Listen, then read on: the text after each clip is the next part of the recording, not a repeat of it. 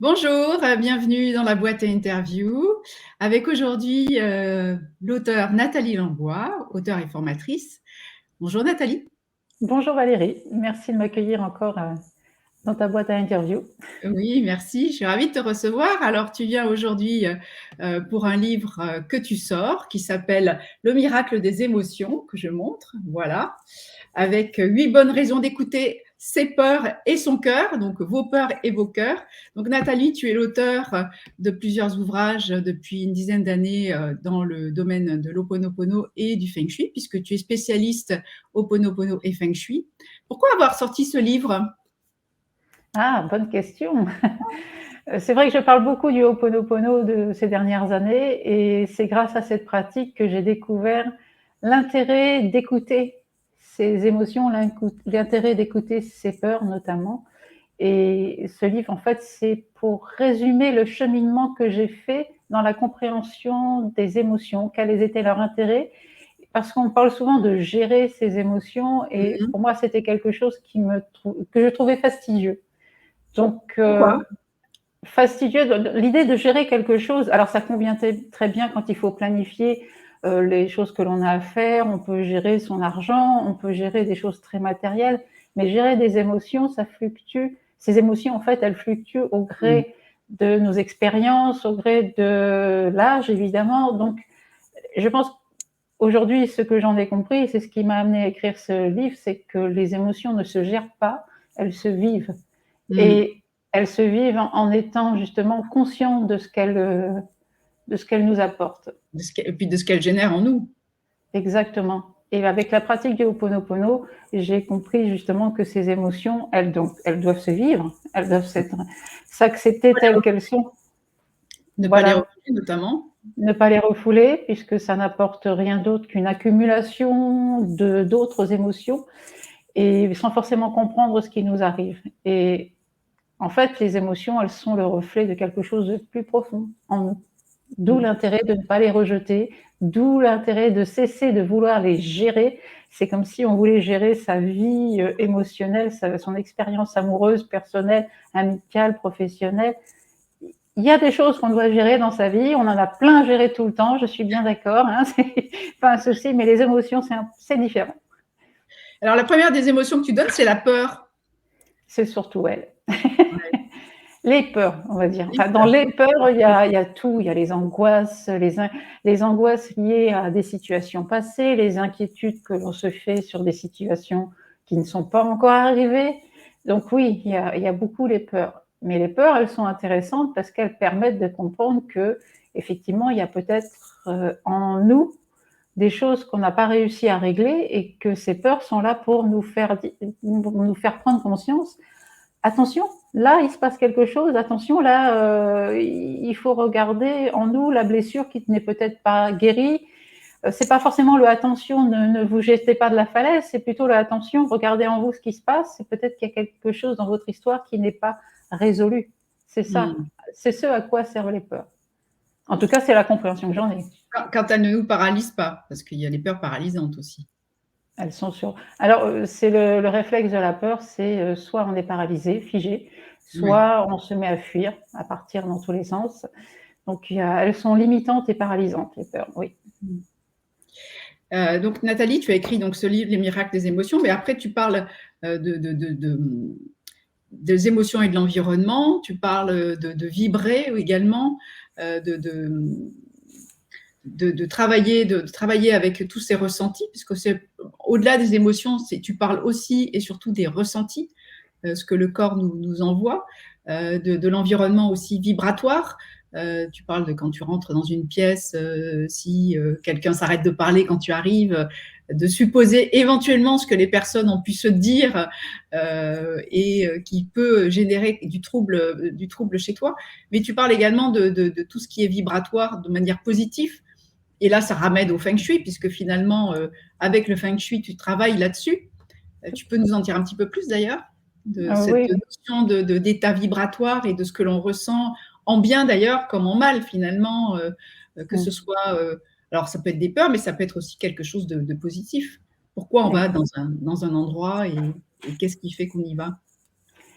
Alors, de le résumer là en quelques minutes, ça va pas être facile, mais déjà, je veux dire que, effectivement, les émotions, en fait, sont une façon de nommer les vibrations. Voilà. C'est comme ça que je l'interprète aujourd'hui, c'est qu'on rentre dans un lieu, on va ressentir quelque chose, on s'approche d'une personne, on va se sentir soit ressentir cette personne de façon agréable ou désagréable. Et c'est, je pense, le ressenti que l'on a qui se traduit par des émotions. On peut dire oh, cette personne, je la sens pas bien ou je me sens pas à l'aise dans cet endroit.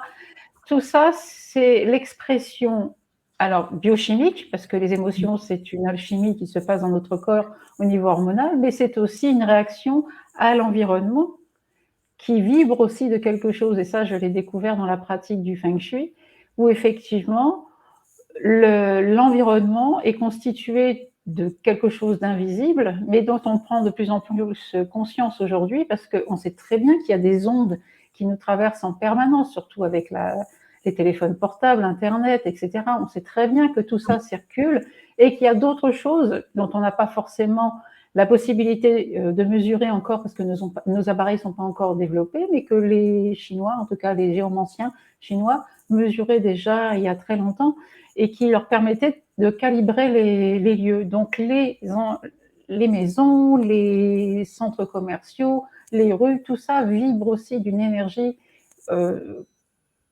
naturellement. Il y a une énergie qui circule et il y a aussi nous. C'est nous qui allons transformer cette énergie. Il y a aussi nous qui allons vibrer de quelque chose et qui allons ressentir cette vibration, quoi, et qui se traduit par une émotion. Par une émotion. Et donc justement, dans ton livre Le miracle des émotions, donc tu en parles, tu les listes, tu donnes les états, cette sensation, enfin, en positif ou en négatif par rapport aux vibrations, à l'état vibratoire dans lequel nous sommes, mais aussi l'environnement. Donc on est en écho en permanence avec notre environnement et avec les autres. Ça peut être une pièce, mais ça peut être aussi des individus. Un collectif.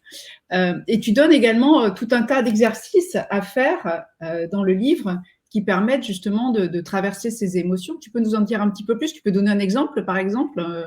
Alors là, te donner un exemple, j'ai le livre sous la main, donc je l'aurai peut-être. Ce sont des petits exercices simples qui permettent d'entrer là, dans la compréhension de ce qu'est une émotion, de ce qu'elle représente, sans entrer dans une psychothérapie difficile ou lourde, où là, je conseille vivement d'aller voir un professionnel. C'est vraiment de se familiariser, d'apprendre à s'observer, tout simplement, d'identifier ce phénomène émotionnel, exactement, de prendre de la hauteur, de prendre du recul. Moi, j'utilise le Ho'oponopono pour le faire, mais il y a aussi des exercices différents pour pouvoir prendre conscience de ça. C'est aussi de cesser de s'identifier à ses émotions. On vit des émotions, certes, mais elles ne sont pas nous. Elles sont de passage, elles sont temporaires. Et c'est en ça que sert l'observation, c'est arrêter de se mettre dans cette idée que je suis quelqu'un de dépressif, de triste, de nostalgique. Oui, on a de temps en temps cet état, mais ça n'est pas nous. De temps en temps, on est joyeux, de temps en temps, on est triste. Et voilà, c'est un changement permanent. C'est aussi pour s'adresser aux personnes qui se disent sensibles ou hypersensibles, et de comprendre qu'on peut en faire un atout vraiment important pour pouvoir entrer dans des relations humaines beaucoup plus sobres et beaucoup plus saines, parce que quand on est hypersensible, on va s'identifier à cette sensibilité, on va s'identifier à ces émotions, et du coup, on perd le contact avec les gens, parce qu'on peut avoir le contact sur différents plans. On peut avoir un contact avec les personnes sur le plan physique, sur le plan intellectuel, et c'est dommage de passer à côté de ça. Donc, prendre conscience que l'on vit des émotions, qu'elles sont juste des alertes pour nous expliquer qu'on a quelque chose en nous qui bloque, quand ce sont des émotions négatives. Quelque chose en nous qui bloque et qu'il faut peut-être aller voir ce blocage, peut-être regarder ce qui s'est passé dans notre histoire qui fait qu'aujourd'hui, on se retrouve coincé, parce que ça nous fait mal d'aller plus loin, parce que ça nous fait mal de pouvoir résoudre telle ou telle situation. Alors quand je dis ça nous fait mal, ça veut dire qu'on est en souffrance par rapport aux émotions qui peuvent être difficiles à vivre et qui nous empêchent de résoudre le problème en cours. Et souvent, tu dis dans ton ouvrage qu'en fait, on reprend des émotions parce qu'on les connecte à des choses qu'on a vécues dans le passé, que ce soit en positif ou en négatif d'ailleurs. C'est Mais ça. bien souvent, quand il y a une émotion nous arrive et qu'elle nous met dans un état, alors je prends la peur par exemple, parce que ça nous reconnecte immédiatement à quelque chose qu'on a pu vivre dans son passé ou dans son enfance d'ailleurs. La plupart du temps, c'est enraciné dans l'enfance. C'est Euh, ça.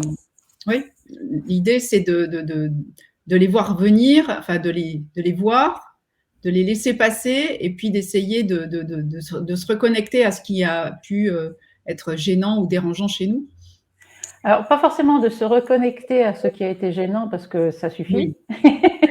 C'est d'identifier. simplement d'identifier, de se dire il y a quelque chose qui ne va pas. Pourquoi j'ai systématiquement peur dans telle ou telle situation? Parce qu'en général, ça n'arrive pas qu'une fois, ça va arriver de façon répétitive et sur des choses plus ou moins similaires ou avec des individus qui ont plus ou moins les mêmes personnalités. Donc c'est là qu'il faut commencer à observer et à se dire il y a peut-être quelque chose de plus profond en moi. Peut-être que ça ne vient pas de l'autre. Peut-être que ça ne vient pas uniquement de l'environnement. Peut-être que moi aussi, j'ai quelque chose à travailler et à regarder. Et pour l'instant, je ne sais pas trop comment faire. Ce que je peux commencer à prendre en main, c'est simplement cette idée de m'observer, de regarder ce qui se passe et de lâcher par rapport à ça. Donc c'est ça qu'il faut comprendre, c'est qu'on a une histoire, tous une histoire, avec des blessures, des moments super agréables, des moments beaucoup moins.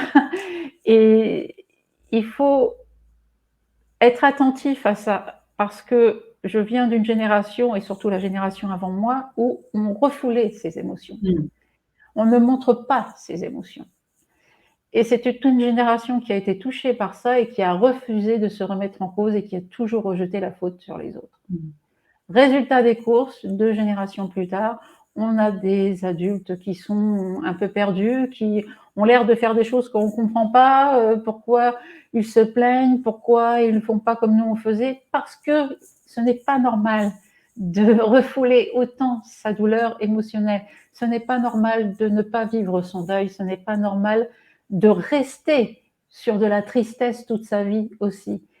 Les gens ont besoin de travailler sur eux, de revisiter leur histoire et de regarder et de s'autoriser à regarder ce qu'ils peuvent faire aujourd'hui. Ça ne veut pas dire aller trifouiller ce qui ne va pas, ça veut dire qu'aujourd'hui je ressens ça dans telle situation.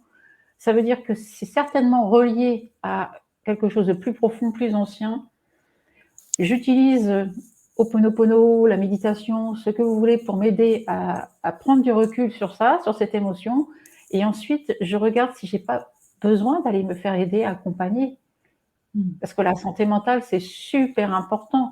Et surtout après le traumatisme que l'on a vécu ces 3 dernières années, suite à la crise sanitaire, il est plus que jamais essentiel d'aller regarder en soi. On s'est retrouvé dans une situation incontrôlable, dont on ne savait pas quand est-ce qu'on allait sortir, et qui nous obligeait à faire des choses qu'on n'avait pas forcément envie. Donc là, évidemment, toutes les peurs, toutes les choses anciennes ont rejailli. Il y a eu des moments de tranquillité, il y a des personnes qui ont trouvé ça bien, mais à d'autres moments, c'était beaucoup moins cool. Donc voilà, tout ça, il ne faut pas le laisser de côté ou le mettre sur le tapis et se dire que bon bah voilà, c'est redevenu comme avant, on efface tout et on recommence comme ont fait les générations précédentes. Non, c'est pas comme ça qu'il faut faire. C'est d'aller dedans et de regarder ce qu'on peut se délester en route. C'est ça qu'il faut aussi comprendre. C'est vrai qu'avec la crise sanitaire, on a particulièrement appuyé sur la peur, notamment. Donc, pour les gens qui naturellement sont anxieux, d'appuyer sur les peurs, notamment la peur la plus importante qui est celle de mourir. Quand tu dis à quelqu'un qui va mourir, forcément, ça le met dans une situation d'inconfort. Donc C'est ça. effectivement, je pense que de travailler, d'apprendre à travailler dessus et de voir comment on peut identifier ses peurs et comment on peut se prémunir, enfin en tout cas essayer de prendre un peu de hauteur ou de recul par rapport à ce que l'on vit. Tu viens en conférence à Besançon Tout à fait. ce vendredi, donc vendredi 31 mars. Tu donnes une conférence qui sera une conférence atelier qui a lieu à 20h au Carrousel des Arts. Tu vas faire des dédicaces, mais à quoi on va s'attendre dans cette conférence? À quoi on peut s'attendre finalement? Alors, j'ai intitulé la conférence « Créez votre vie idéale avec les émotions et Ho'oponopono ». Donc, la vie idéale, pour moi, c'est quelque chose qu'on a au fond de nous et qui n'est pas forcément un rapport avec l'image qu'en donne la société. C'est de retrouver sa propre vie idéale. Oui. Pour moi, c'est important. Et de céder des émotions, au lieu de les rejeter et d'en faire son identité, c'est de s'en servir comme des guides et d'utiliser le Ho'oponopono pour nous aider à ouvrir des portes sur les solutions pour régler les problèmes, mais aussi pour laisser rejaillir les rêves, en fait, nos aspirations profondes. De redevenir architecte de sa vie, en fait. Oui, on est des créateurs et on peut créer de façon beaucoup plus soft et en douceur. Malgré le chaos qu'il y a autour de nous, on peut faire des choses vraiment agréables à notre niveau. Apprendre à se recentrer, en fait, pour ne pas être impacté par les événements extérieurs. Alors, se recentrer, oui. Les événements extérieurs, ils impactent. On fait partie de cet environnement, on fait partie de ce monde, ils ont un impact. Maintenant, c'est d'arriver à prendre suffisamment de recul pour se dire que ça ne nous appartient pas. Il y a des choses sur lesquelles on a la main, il y a des choses qu'on ne contrôle absolument pas.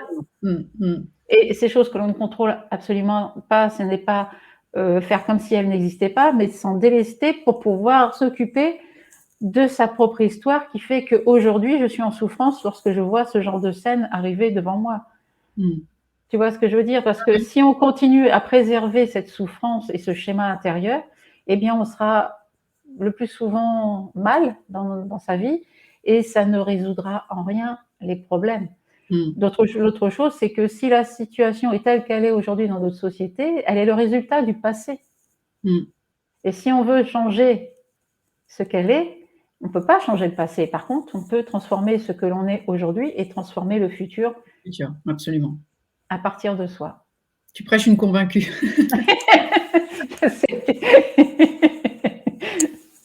À quoi on va s'attendre avec donc c'est une conférence atelier, donc le miracle des émotions et comment, voilà. Redonne le titre de la conférence exactement. C'est créer votre vie idéale avec les émotions et Ho'oponopono. Là, je vais surtout expliquer ma vision de cette pratique hawaïenne et l'intérêt d'utiliser les émotions. Et ensuite, on fera ce que je préfère, c'est-à-dire des questions-réponses. D'accord, très bien. Et puis, en plus, tu offres pour les personnes qui viennent le samedi des séances de coaching individuelles. C'est ça. Sur rendez-vous. Les personnes pourront passer, donc je crois qu'il y a différentes longueurs pour les coachings individuels. Hein. Voilà, oui, je crois qu'il y a 40 minutes et 1h30 en fonction des personnes, si elles veulent faire un petit coaching. Donc, c'est coaching Ho'oponopono, c'est toujours basé sur le principe de la pratique hawaïenne, où là, on sera vraiment axé sur l'intérêt d'utiliser la pratique, aider les gens à y rentrer, les problématiques que les personnes peuvent rencontrer. Et voilà, on discutera en one-to-one, comme on dit.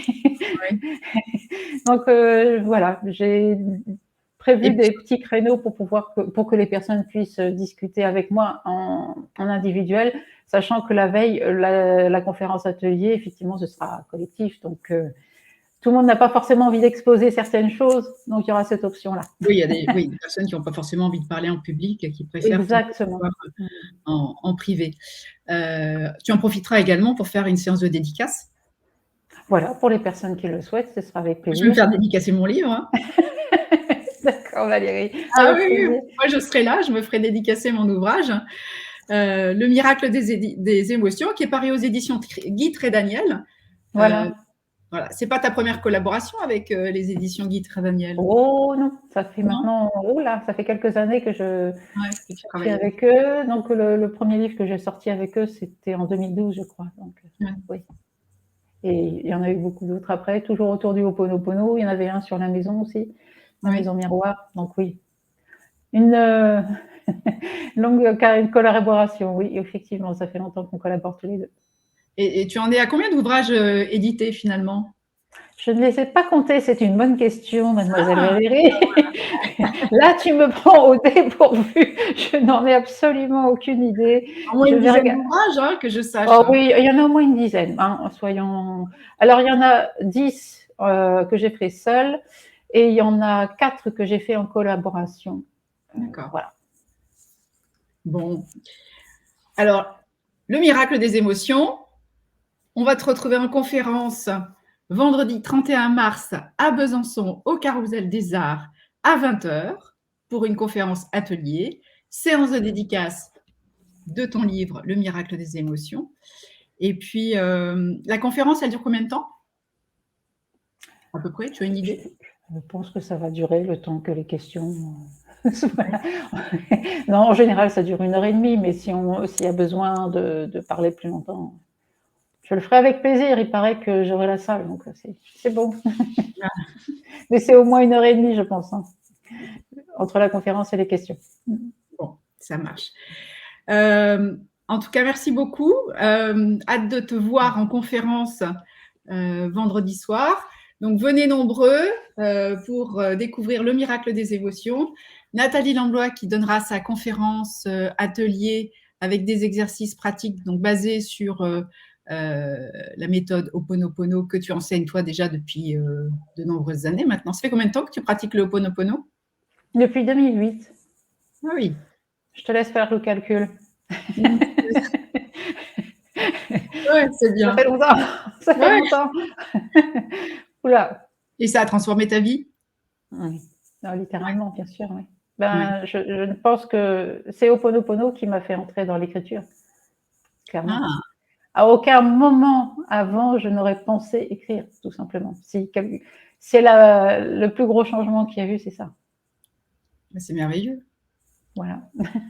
L'écriture et puis alors surtout l'enseignement, puisque tu enseignes la méthode. Oui. Tu enseignes et le Ho'oponopono et le Feng Shui. Et puis donc tu enseignes également, enfin tu es formatrice, enfin tu transmets les enseignements du Ho'oponopono et puis du Feng Shui également. Voilà. Donc tout ça, c'est la transmission que j'ai découverte. Je savais que j'aimais ça, mais à ce point-là. Donc voilà, je suis toujours en train de transmettre, que ce soit en conférence, que ce soit sur les réseaux sociaux, dans les livres. C'est plus fort que moi. Oui, d'ailleurs, si on veut te retrouver pour te suivre, on te retrouve sur ho'oponopono.fr, c'est ça? Alors, c'est. Non, Ho'oponopono.fr. alors j'ai natalielambois.com ou vivrehoponopono.com, mais c'est le même site, hein, natalielambois.com, ça arrive sur le même. Sur Facebook, sur Instagram et sur YouTube également, c'est la chaîne. Et à chaque fois, c'est Nathalie Lambois, Ho'oponopono ou Nathalie Lambois tout court. Voilà. Très bien. Merci beaucoup, Nathalie. Donc, vivre le miracle des émotions.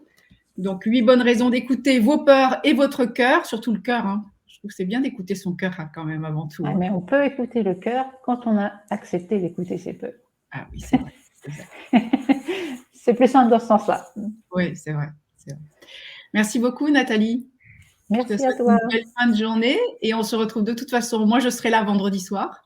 Donc, j'espère que tous ceux qui verront cette vidéo seront là vendredi soir. Vendredi 31 mars à 20h à Besançon, au Carrousel des Arts, pour une conférence atelier suivie d'une séance de dédicace avec toi, Nathalie Langlois, donc auteure et formatrice. Merci beaucoup, Nathalie. Merci.